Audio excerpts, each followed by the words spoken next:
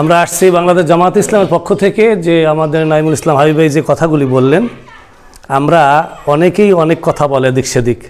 জামাত ইসলাম কি করতে চায়, জামাত ইসলাম কি করতে চায়, এটা জামাত ইসলাম নতুন কোনো দল না, জামাত ইসলাম পুরান দল, কিন্তু জামাত ইসলাম কাজ করতে পারে নাই, মানুষের পাশে গিয়ে দাঁড়াইতে দেওয়া হয় নাই।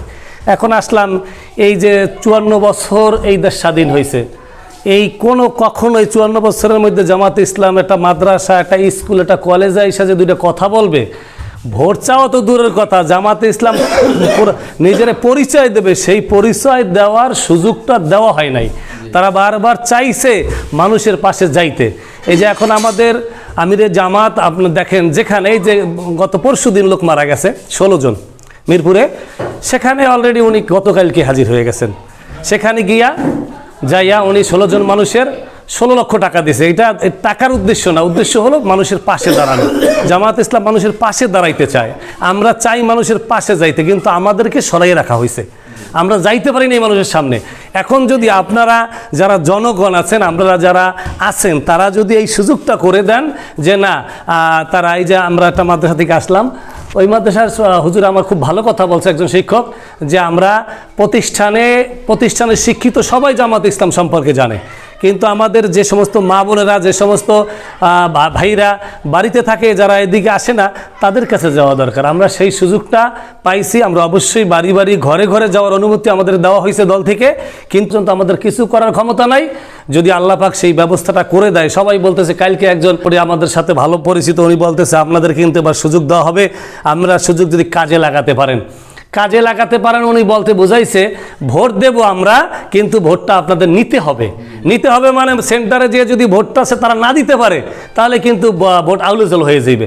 এজন্য আমাদের নিতে হবে, আর নেওয়ার মতন যদি আমরা সেন্টার সুন্দরভাবে না করতে পারি, তাহলে সেই ভোটও আমরা চাই না। আমরা চাই যে সুষ্ঠু একটা নির্বাচন হোক, যাদেরকে জনগণ ক্ষমতায় দেবে তারাই ক্ষমতায় যাবে। ক্ষমতায় পর্যন্ত আমরা অনেক লোক দেখছি, এই পর্যন্ত অনেক যাদেরকে দেখছি আমরা, তারা যা করছে একই কথা, একই জিনিস বারবার বলতেছে, কিন্তু আমরা একই কথা বলি না, আমরা নিজেদের উক্তির কোনো কথা বলি না। কোরআন সুন্নাহ ভিত্তিক এই দেশ চলবে, কোরআন সুন্নাহ ভাবে যা আছে।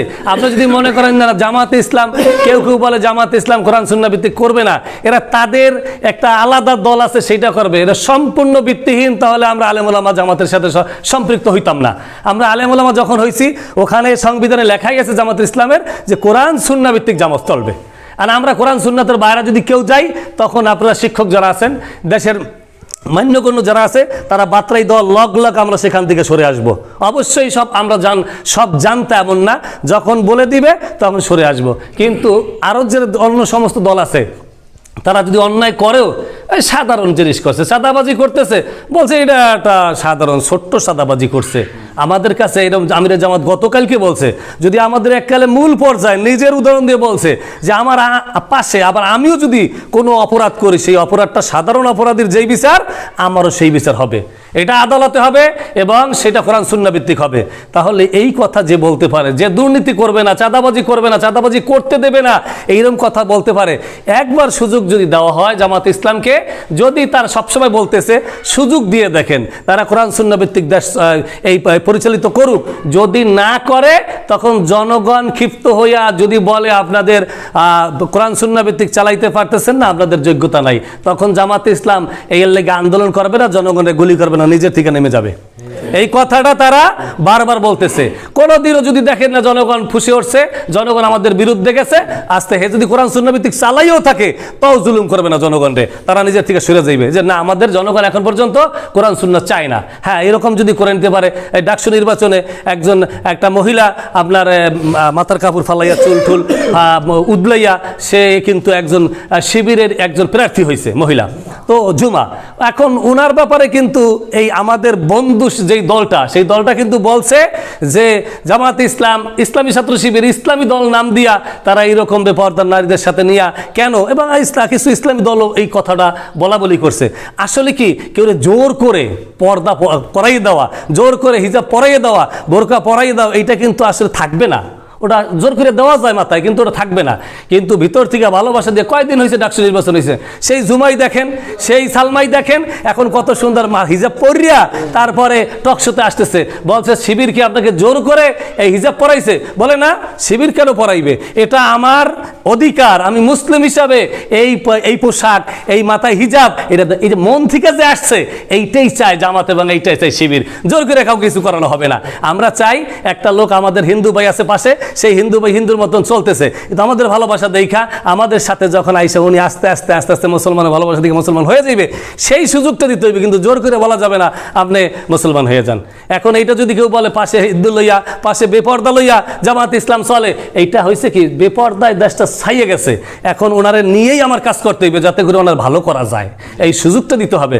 আগেই বিতর্কিত করিয়া, আগেই তারে মোটামুটি দূরে সরাই রেখা, আগেই তার বদনাম করিয়া তারে সংশোধন করা যাবে না, ভালোবাসা দিয়েই করতে হবে। আমরা এই জন্য চাই আপনাদের ভালোবাসা, সবার ভালোবাসা নিয়েই আমরা জামাত ইসলাম সামনের দিকে আগাই যেতে চাই এবং আপনাদের পাশে গিয়া সেবা করতে চাই। সেবা যদি আমার উপরে যদি দায়িত্ব আইসে যায়, আমার মাথার পর যদি যেই গাছের ফল বেশি হয় ওই গাছটা আস্তে আস্তে নুয়ে যায়, আর যে গাছে ফল হয় না ও গাছটা আস্তে আস্তে উপরের দিকে উঠতে যায়। আমরা এখন পর্যন্ত আমরা যদি দায়িত্ব আমাদেরকে দেন, আমাদের যদি এই যে বলতেছে ভাই মেম্বার দেবেন, চেয়ারম্যান দেবেন, এমপি দেবেন, এগুলো যদি দায়িত্ব দেন, তখন দায়িত্ব পাইয়া কোরআন সুন্নাহ ভিত্তিক যখন চলতে চাইবে তখন এর মধ্যে ভয় এসে যাইবে। তখন একজনের টাকা খাওয়া তো দূরের কথা, এই যে মাঝে মধ্যে আমরা দেখি যে এই যে অন্য দলের লোকজন এই এখন ইউনিয়ন কাউন্সিল সরকারি যত জিনিস আছে সব সিনেই মিনে লিয়ে যেতেছে। আমাদের পাওয়ার আছে, আমরা কি ওখান থেকে 10টা নিয়ে আসতে পারি, কিন্তু নিয়ে আসি না কেন? নিয়ে আইলে ওরা কি মিডিয়ার সামনে কি বলবে যে অমুকে চাঁদাবাজি করে। এই যে মনে করেন আমি নয়া দিগন্তের সাংবাদিকতা করি, ওলামা বিভাগের সেক্রেটারি থানার, এরপরে আরও একটা দায়িত্ব আছে, আমি এই যে ওদের কাছ থেকে ইউনিয়ন কাউন্সিলের থেকে চেয়ারম্যানরে ধরিয়া, আমি আমার সচিবরে ধরিয়া, আমি আমার কর্মীদের জন্য কিছু কাঠ, এই আপনার কিছু চাল, ওই 30 কেজি চাল, এগুলো কিছু নিছি, অল্প কিছু নিছি, এবং কিছু বাথরুম টয়লেট নিছি, নিয়ে মোটামুটি আমাদের যারা কর্মী তাদেরকে দিছি। বাইরের মানুষের দিতে পারি নাই কেন? হ্যাঁ, হিন্দুদেরও দিছি, বাইরের মানুষের দিতে পারি নাই। এই কর্মীরা অনেক কষ্ট করছে, কোনো দিন কিছু পায় নাই, বিগত 16 বছরও পায় নাই, তার আগেও পায় নাই। কর্মীরা খালি দিয়েই গেছে। এখন কিছু দিতে পারছি, থাবাইয়েন না। এখন যদি বলেন খালি তাদের দলের দেয়, যদি বলেন তাদের ভাই ব্রাদারে দেয়, যদি তারা নিজে খায়, এই কথাটা বলাটা ঠিক হইবে না। আমরা এখন পর্যন্ত তাদের কাছ থেকে হ্যাঁ যখন দায়িত্ব পাবো তখন নেব না, তখন মানুষকে আগে দিয়ে দেবো, পৌঁছে দেবো সরকারি নির্দেশনা অনুযায়ী, যে অমুক যায় গরিব আছে তার কাছে রাত্রে যে পৌঁছে দিব ওমরের মতন। যদি না হয় তাহলে বলবেন যে না, এই জামাত খালি বুলিয়ে দিছে, কাজে করে না। এটা আমরা আপনাদের কাছে চাই যে একবার অন্তত সুযোগটা দেন, আপনারা আপনাদের পরিবার, আপনাদের এলাকা সবাইকে আপনারা কাউন্সিল করেন। যখন নমিনেশন হয়, যখনই আমার তফসিল ঘোষণা হইবে, আমরা সবাই দাঁড়ে দাঁড়ে যাব এই ভোটের জন্য, দাঁড়ে দাঁড়ে যাব। এই ভোট এখন আমাদের অধিকার, যারে খুশি তারে দেব না, যে যোগ্য তারে দেব, এই চিন্তা থাকতে হইবে। আগে একটা মোটামুটি এলান দিয়ে দিছে, আমার ভোট আমি দেব, যাকে খুশি তাকে দেব। কথাটা এরকম না, আমার ভোট আমি দেব, যোগ্য ব্যক্তিদিকে ভোট দেবো, না হলে কি আমাদের ময়দান এটার জন্য আমানতের কৈফিয়ত দিতে হইবে। আল্লাহ পাক আমাদের সকলকে বোঝার তৌফিক দান করুক। এখানে আমাদের উস্তাদেরা আছেন, আসলে কথা বলার উদ্দেশ্য না, আসছি সবাই সামনে সবার সাথে দেখা করার উদ্দেশ্য করিয়া। আমাদের বড় ভাই আছেন, উনি অসুস্থ, এই জন্য আমরা আসলাম সবার সাথে দেখা করার জন্য। আল্লাহ আমাদের সকলকে কবুল করুক। আমিন। আলহামদুলিল্লাহ।